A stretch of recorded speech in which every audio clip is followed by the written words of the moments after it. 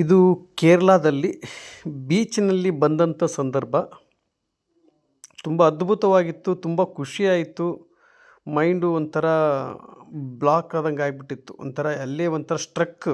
ಅದು ಇವತ್ತು ಗೊತ್ತಿಲ್ಲ ಪಾಪ ಇಲ್ಲಿ ಮಡಿಕೇರಿಗೆ ಬಂದು ಮತ್ತು ಕೇರಳದಲ್ಲಿ ಬಂದಂಥ ಸಂದರ್ಭದಲ್ಲಿ ಸ್ವಲ್ಪ ರಿಲ್ಯಾಕ್ಸ್ ಆಗಲಿ ಅಂತಂದು, ಯಾಕಂದರೆ ಎಲ್ಲಿಗೂ ಹೋಗಿರಲಿಲ್ಲ.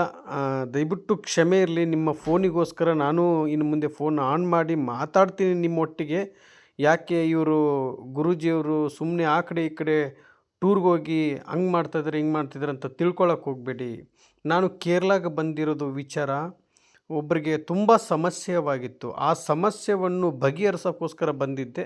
ಬಂದಂಥ ಸಂದರ್ಭದಲ್ಲಿ ಇಲ್ಲೇ ಒಂದು ದೇವಸ್ಥಾನ ಇದೆ, ಈ ಥರದಲ್ಲಿ ಹೋಗಿ ಬರೋಣ ಬನ್ನಿ ಅಂತ ಹೇಳಿ ನನ್ನನ್ನು ಇವರು ಕರೆದುಕೊಂಡು ಬಂದಿದ್ದರು. ಯಾಕಂದರೆ ಆ ವಿಚಾರದಲ್ಲಿ ಅವ್ರ ಬಗ್ಗೆ, ಯಾಕಂದರೆ ಅವ್ರದ್ದು ವೀಡಿಯೋ ಮಾಡೋಣ ಅಂತ ಕೇಳಿದೆ, ಬಟ್ ವೀಡಿಯೋ ಮಾಡೋಕ್ಕಾಗಲ್ಲ. ಬಟ್ ಅದು ವೀಡಿಯೋ ಮಾಡೋಕ್ಕಿಂತ ಮುಂಚಿತವಾಗಿ ನಾನು ಹೇಳ್ಬಿಟ್ಟಿದ್ದೆ ಆಲ್ರೆಡಿ.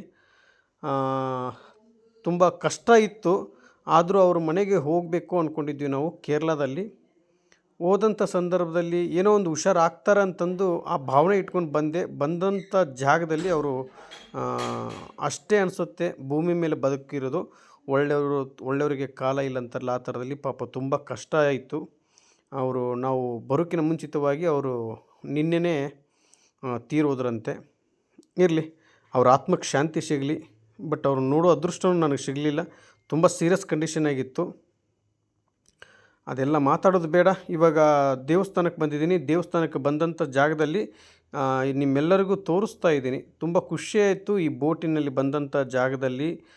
ತುಂಬ ಅದ್ಭುತವಾಗಿ ನೋಡಿ, ಕನ್ನಡ ಎಲ್ಲ ಕಡೆಯೂ ನಮ್ಮ ಕನ್ನಡದವ್ರು ಇದ್ದಾರೆ. ಅದೇ ಮುಖಾಂತರದಲ್ಲಿ ಕನ್ನಡದಲ್ಲೂ ಒಂದು ಅಕ್ಷರಗಳನ್ನ ನೋಡಿದೆ ನಾನು ಆವಾಗಲೇ.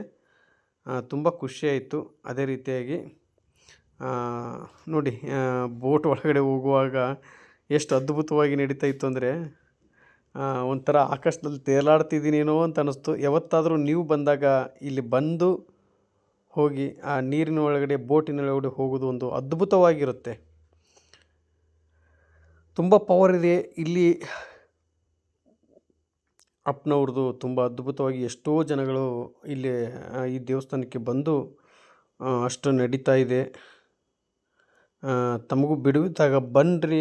ಯಾಕಂದರೆ ಮೈಂಡ್ ಒಂದು ಕೆಲಸ ಸಾಲ ಅಂತ ಮಾಡ್ಕೊಂಡು ಮನಃಶಾಂತಿ ನೆಮ್ಮದಿ ಇರಲ್ಲ. ಈ ಥರ ಎಲ್ಲಾದರೂ ಒಂದು ಟ್ರಿಪ್ ಇಟ್ಕೊಂಡು ಹೋಗಿ ಬನ್ನಿ. ರಿಲ್ಯಾಕ್ಸ್ ಆಗುತ್ತೆ ನಿಮಗೆ, ಏನೋ ಒಂಥರ ಖುಷಿ ಕೊಡುತ್ತೆ. ಯಾಕಂದರೆ ನೀವು ಕೆಲಸ ಎಷ್ಟು ಮಾಡ್ತಾ ಇರ್ತೀರ ಅಷ್ಟೇ ಸಂಬಳನೂ ಅಷ್ಟೇ ಇರುತ್ತೆ. ದಿನ ಅದೇ ವೀಕ್ ಡೇಸು ವೀಕೆಂಡು ಹಿಂಗೆ ಬರ್ತಾ ಇರುತ್ತೆ, ಹೌದಲ್ವಾ?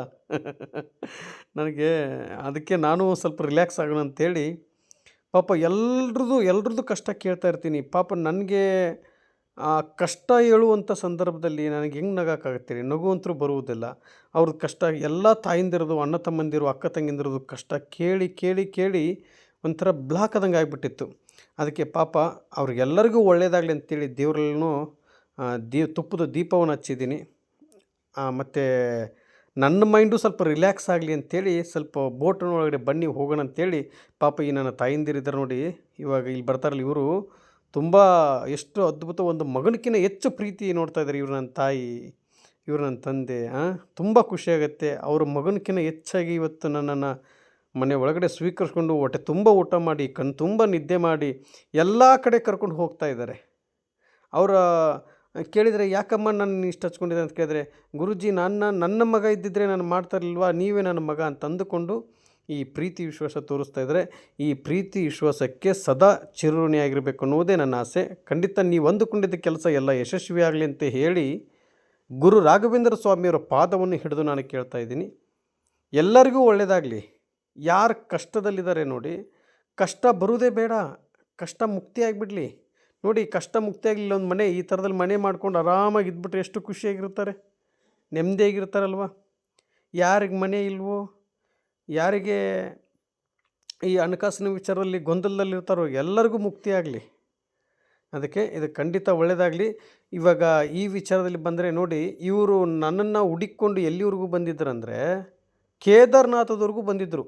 ಇಲ್ಲಿ ನನ್ನ ತಾಯಿ ನಿಂತ್ಕೊಂಡಿದ್ದಾರೆ ನೋಡಿ, ಇವರು ಕೂಡ ಬಂದಿದ್ದರು. ಇವರು ಆರ್ಮಿಯವರು, ಶ್ರೀಧರ್ ಅಂತೇಳಿ ಇವ್ರ ಹೆಸರು. ಇವರು ಮತ್ತು ಇವರು ಶ್ರೀಮತಿಯವರು ಕೂಡಿ ಮತ್ತು ಇನ್ನೊಂದು ಅತನಿಲಿರ್ತಕ್ಕಂಥ ವಿದ್ಯಾಶ್ರೀ ಅವರೆಲ್ಲರೂ ಬಂದಿದ್ದರು. ಇವರು ನನ್ನ ಕೇದಾರ್ನಾಥದವರೆಗೂ ಹುಡುಕೊಂಡು ಬಂದು, ಮಗನೇ ಹೊಟ್ಟೆ ತುಂಬ ಊಟ ಮಾಡು, ಕಣ್ಣು ತುಂಬ ನಿದ್ದೆ ಮಾಡು, ನೀನು ಅಲ್ಲಿಂದ ಬಂದಾಗ ಎಲ್ಲ ನನ್ನ ಸ್ನೇಹಿತರು ಕೂಡ ನಿಮಗೆ ಊಟ ತಂದು ಕೊಟ್ಟಿದ್ದಾರೆ. ಆದರೆ ಈ ಸ್ವಲ್ಪ ಬಿಟ್ವೀನ್ ಒಂದು 15 ಡೇಸ್ ಆಗಿರ್ಬೋದು ಅನಿಸುತ್ತೆ, ನೀವು ತಿಂದಿಲ್ಲ ಸ್ವೀಟು ಸಿಹಿಯನ್ನು ಅಂತಂದು ಅವರು ಕೇದಾರ್ನಾಥಕ್ಕೆ ಅಲ್ಲೇ ಇದ್ದರಂತೆ, ಅಲ್ಲೇ ವರ್ಕ್ ಮಾಡೋರು ಆರ್ಮಿಯವರು. ಇನ್ನೊಬ್ಬರು ವಿದ್ಯಾಶ್ರೀ ಅಂತಿದ್ರಲ್ಲ, ಅವರು ಒಂದು ಅತನಿಯಲ್ಲಿರೋದು. ಅವರು 1.5 ತಿಂಗಳಾಯಿತು ಇವ್ರ ಹತ್ರ ಬಂದು ಅಲ್ಲೇ ಇದ್ದು ನನಗೆ ಹೊಟ್ಟೆ ತುಂಬ ಊಟ ಕೊಟ್ಟು, ಪಾಪ ನನ್ನ ಮಗನಿಗೆ ಒಂದು ಸೇವೆ ಮಾಡ್ತೀನಿ ಅಂತ ಕೈ ಕಾಲು ಅಷ್ಟು ಸೇವೆ ಮಾಡಿದರು ಇವರು, ನನ್ನ ತಾಯಂದಿರು. ಇವರು ಅಂದುಕೊಂಡಿದ್ದ ಕೆಲಸ ಎಲ್ಲ ಯಶಸ್ವಿಯಾಗಲಿ ಅಂತ ಹೇಳಿ ಗುರು ರಾಘವೇಂದ್ರ ಸ್ವಾಮಿಯವ್ರ ಪಾದವನ್ನು ಹಿಡಿದು ನಾನು ಕೇಳ್ತಾ ಇದ್ದೀನಿ, ತಾಯಿ ಶುಭಗಳಿಗೆ ಬರಲಿ. ನೀವೇನು ಅಂದುಕೊಂಡಿರ್ತಿರಲ್ಲ, ಯಾಕಂದರೆ ಮನುಷ್ಯರ ಪಾದ ಹಿಡಿಬೇಡಿ, ದಯವಿಟ್ಟು ಹೇಳ್ತಾ ಇದ್ದೀನಿ. ಮನುಷ್ಯರು ಇವತ್ತು ಮೇಲೆ ಎತ್ತರಿಸ್ತಾರೆ, ಕೈ ಬಿಟ್ಬಿಡ್ತಾರೆ ಕೊನೆಯದಾಗಿ. ನನ್ನ ಧ್ವನಿ ಮುಖಾಂತರದಲ್ಲಿ ನಿಮಗೆ ತಿಳಿಸೋದು ಒಂದೇ, ಪ್ರತಿಯೊಬ್ಬರ ಮನೆಯಲ್ಲೂ ಗುರು ರಾಘವೇಂದ್ರ ಸ್ವಾಮಿಯವ್ರ ಫೋಟೋ ಬರಬೇಕು ಅನ್ನುವುದೇ ನನ್ನ ಆಸೆ. ರಾಯರ ಫೋಟೋ ಯಾರು ಮನೆಯಲ್ಲಿ ಇಟ್ಟು ಭಕ್ತಿಯಿಂದ ಪೂಜೆ ಮಾಡ್ತಾರೋ ಅವರ ಕೆಲಸ ಕಟ್ಟಿಟ್ಟ ಬುತ್ತಿ. ನೆನಪಿಟ್ಕೊಳ್ಳಿ ಈ ಮಾತು. ಇವತ್ತು ಎಷ್ಟೋ ಜನಗಳದು ಪವಾಡ ಕೇಳ್ತಾ ಇದ್ದೀರಾ, ನಾಳೆ ನಿಮ್ಮ ಪವಾಡ ಕೇಳೋಕ್ಕೆ ಅವರು ರೆಡಿಯಾಗಿರ್ತಾರೆ. ಇವತ್ತು ಬೇರೆಯವರು ಪವಾಡ ನೀವು ಕೇಳ್ತಾ ಇದ್ದೀರಾ, ನಾಳೆ ನಿಮ್ಮ ಪವಾಡ ಅವ್ರು ಕೇಳ್ತಾರೆ. ಇದೇ ರಾಯರ ಪವಾಡ. ನಿಮ್ಮ ಕುಲದೇವ್ರನ್ನ ಯಾವತ್ತೂ ಮರಿಬೇಡಿ. ನಿಮ್ಮ ಕುಲದೇವರಿಗೆ ಅಟ್ಲೀಸ್ಟು ವರ್ಷಕ್ಕೆ 2 ಸಲ ಆಗಲಿಲ್ಲ ಅಂದರೆ 1 ಸತಿನಾದರೂ ನಿಮ್ಮ ಕುಲದೇವರಿಗೆ ಹೋಗಿ ಬನ್ನಿ. ಕುಲದೇವರಿಗೆ ಹೋಗಿ ಬಂದಾದ ಮೇಲೆ ಮತ್ತೆ ಮಂತ್ರಾಲಯಕ್ಕೆ ಹೋಗಿ ಬನ್ನಿ. 9 ದಿನ ಟೈಮ್ ಇರುತ್ತೆ. ಆ 9 ದಿನದಲ್ಲಿ ನೀವು ಅಂದುಕೊಂಡಿದ್ದ ಕೆಲಸ ಎಲ್ಲ ಯಶಸ್ವಿ ಬೇಗ ಆಗುತ್ತೆ. ಕೆಲಸದ ಬಗ್ಗೆನ, ಮಕ್ಕಳ ಬಗ್ಗೆನ, ಮದುವೆ ವಿಚಾರದಲ್ಲಿನ ಯಾವುದೇ ಕೆಲಸ ಇತ್ತಂದ್ರೂ ಅದು ಬೇಗ ಅನುಗ್ರಹ ಮಾಡ್ತಾರೆ ಗುರು ರಾಘವೇಂದ್ರ ಸ್ವಾಮಿಯವರು. ಗುರುವಾರ ಬಂತು ಅಂದರೆ ಹಬ್ಬ ಆಗಿರಬೇಕು ಪ್ರತಿಯೊಬ್ಬರ ಮನೆಯಲ್ಲೂ. ಈ ವಿಡಿಯೋ ನೋಡಿ ಸುಮ್ಮನೆ ಆಗಬೇಡಿ, ದಯವಿಟ್ಟು ಅರ್ಥ ಮಾಡ್ಕೊಳ್ಳಿ, ಇನ್ನೊಬ್ರಿಗೆ ಶೇರ್ ಮಾಡಿ, ಎಲ್ಲರಿಗೂ ಒಳ್ಳೆಯದಾಗಲಿ. ರಾಯರಿದ್ದಾರೆ ಅಂತ ಕಮೆಂಟ್ ಮಾಡಿ, ಜೈ ಶ್ರೀರಾಮ್ ಅಂತ ಕಮೆಂಟ್ ಮಾಡಿ. ಈ ವಿಡಿಯೋದಲ್ಲಿ ಏನಿಲ್ಲ, ಯಾಕಂದರೆ ರಿಲ್ಯಾಕ್ಸು, ಯಾವತ್ತು ಮೈಂಡ್ ಏನು ಬ್ಲಾಕ್ ಆಗಿರುತ್ತೆ ಅದನ್ನೆಲ್ಲ ಫ್ರೀ ಮಾಡ್ಕೊಳ್ಳಿ ಅಂತ ಹೇಳಿದ್ದೀನಿ. ನೀವು ಅದೇ ಥರ ಮಾಡ್ಕೊಳ್ಳಿ. ಎಲ್ಲರಿಗೂ ಒಳ್ಳೆಯದಾಗಲಿ. ಜೈ ಶ್ರೀ